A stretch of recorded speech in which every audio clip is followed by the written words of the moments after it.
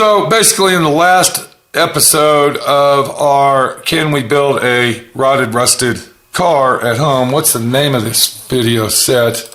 I got so many videos that I don't even know what it's named. I'm sorry, I had to laugh at that. I'm trying to cover as much as I can for everybody so they can learn out there. Can you restore a rusted car at home? Part 5. There you go. Okay, so we got this series out that we're making, and it's about restoring a rotted, rusted car at home by yourself, and I'm showing you how to do it. So in the last episode, which was part 5, basically what we did is we took you through the steps of splicing, dicing, cutting, and chopping all of the parts off of the parts car that we had to purchase. Now, in the beginning of that video, getting my rotisserie ready for installation. That means I was taking my rotisserie equipment and getting it prepped up and ready to install it onto the 76 Mercedes, which we're restoring in this video set. So where we're going to take off now, or should I say where we're going to start, is where I'm actually installing the rotisserie on the car, because when you're doing a car like this, when you're taking a totaled out pile piece of junk that shouldn't have been restored in the first place and you're going to restore it, you have to have a rotisserie. It's very important that you have a rotisserie and you know how to use a rotisserie.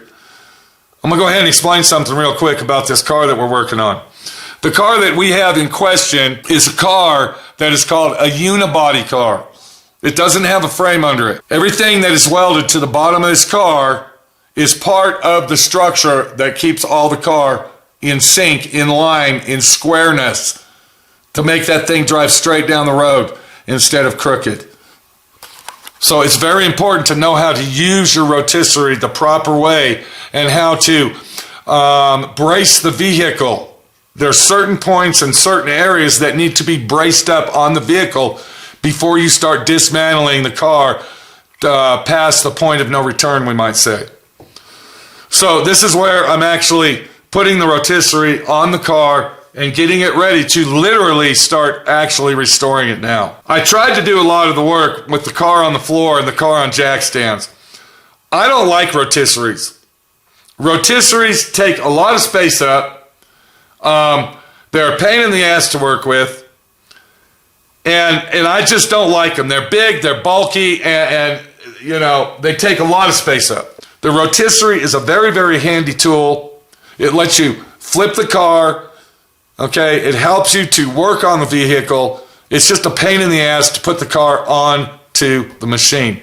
Once it is on the machine, though, it's a great item to have. So let's get into the video. This is Pete, my friend Pete, your friend Pete. We're coming to you from D.I.Y. Auto School. I want to thank everybody out there for watching my videos, for supporting my friend Pete. Make sure to check out my other YouTube channel, My Friend Pete, aka SWRNC. And if you get a chance and you want to really support my friend Pete, I'd appreciate it if you visit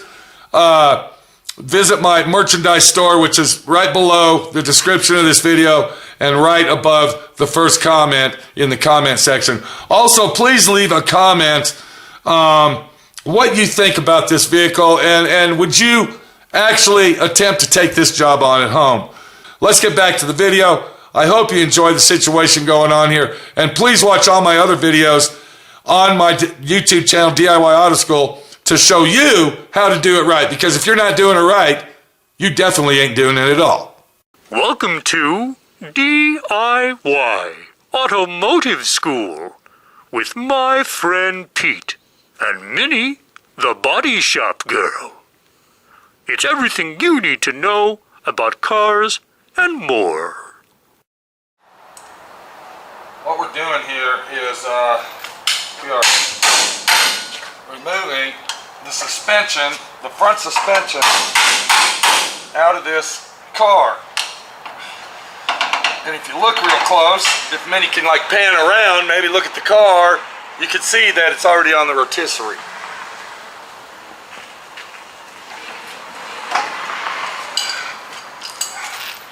So what we have got here is a mess.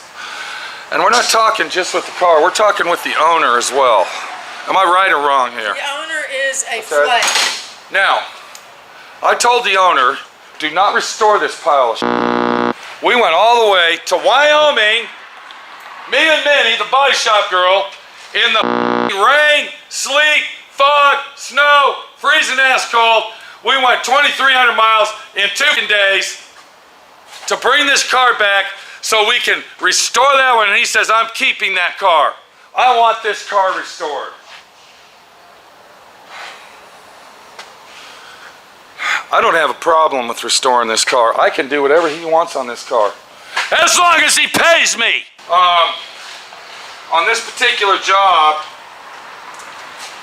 this is a by the hour job. That means, okay, I'm working on it for this much money by the hour. When I get to a certain amount of hours, or Friday, if I'm working on a call a week, you got to pay me my money, because that's all I'm working on, because I'm self-employed. Am I right or wrong? Yes. I got the car on the rotisserie. I charge to put a car on the rotisserie. I charge to take all this heavy suspension out. This thing weighs 500 pounds. I'm going to charge after it's completely restored to put it back on there.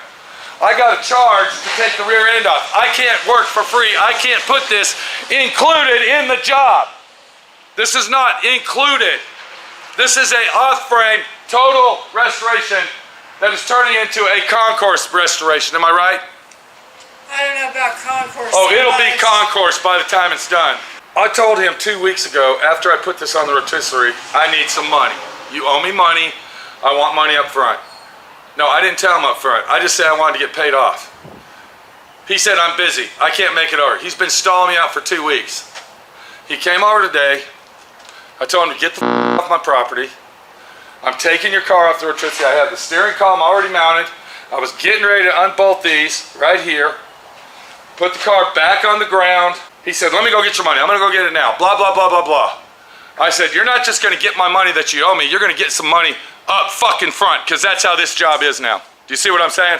Oh, yeah. From now on, from this day on, it's up front.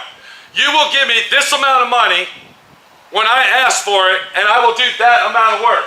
When that amount of money and work has ended, you have to tally up and fucking pay me, because I am self-employed.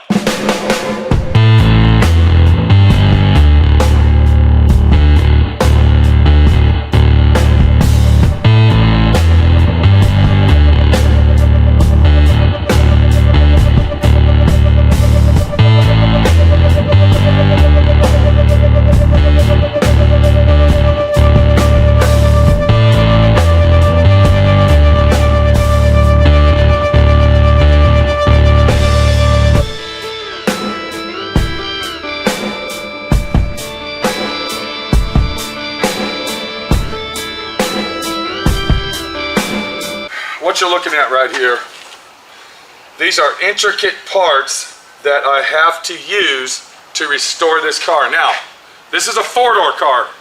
It's not all exactly the same, but my friend Pete can manipulate it to work. Let me show you a situation. Do you see this piece right here? This is a door. This is this piece right here. Okay. Now, it's not exactly the same. All right, but I can take pieces off this to fix this. Does that make sense? Look at my hand in here. Okay? Do you see this rust in here? Look at all this. So I can take pieces off of this right here to repair that. Do you know what this is? Let me show you what this is. This is actually the bottom of that door right there. Look. Okay? Or it might be the other side. I don't know. But you get the idea here. Look at the rotten rust here. All right? I've got to cut this out and graft it into there to make everything work. I don't know if it's going to work, but I will get it to work. It costs money to do this. So me and Minnie are over here. Of course, all we've been working on is Mr. Majestic. Could I call him Mr. Majestic? I think that's a good name. Is that like a high-tech fucking guy that thinks he's better than everybody else, Mr. Majestic? I would say so. Okay, from now on, from this minute on, his name's Mr. Majestic. So, you know, I'm self-employed here, okay? That's the real deal. People just don't understand that. at all. I really don't think they do. They don't grasp the concept that you're the only person working here. And I have to be that way because you can't rely on employees to do this kind of work. And if you're not working, we have no income. Exactly. That's what I'm talking about. I'm broke. I left the suspension on this for a reason. I wanted to leave the suspension on it because I knew this was going to happen, see?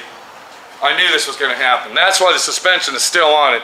So anybody that's going to ask the stupid question, why is the suspension still on it? You got it hooked up. Now you fucking know.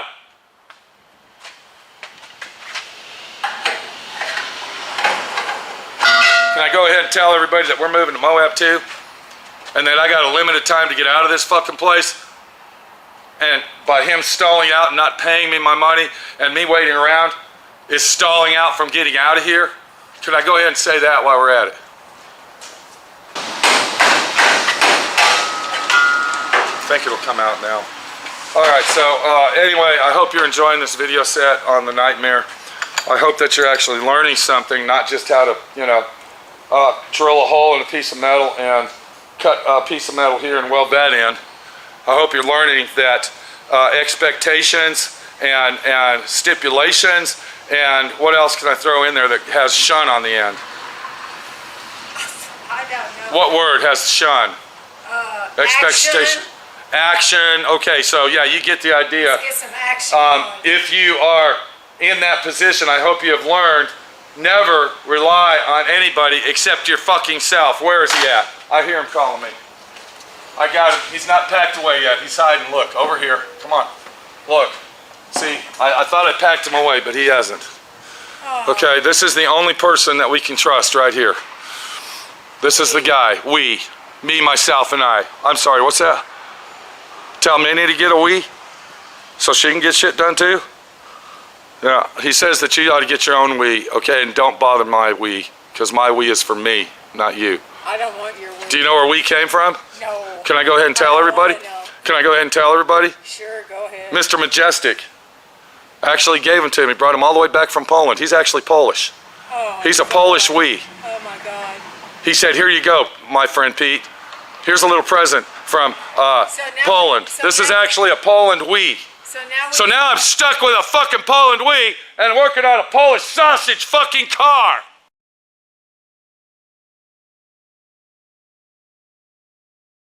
So, Mr. Majestic will have his way.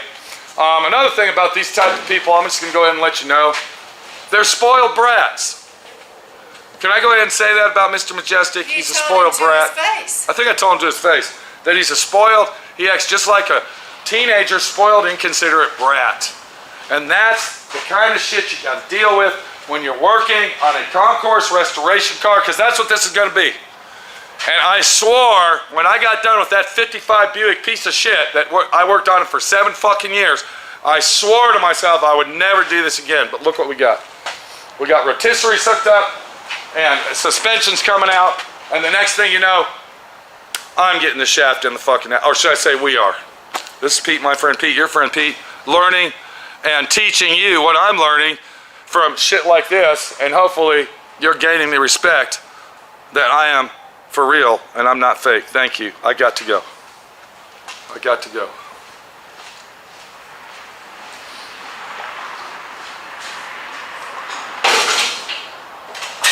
We need to get Nitpick Norman here. He needs to help us drag this piece of shit out. Where's he at? Where's Norm?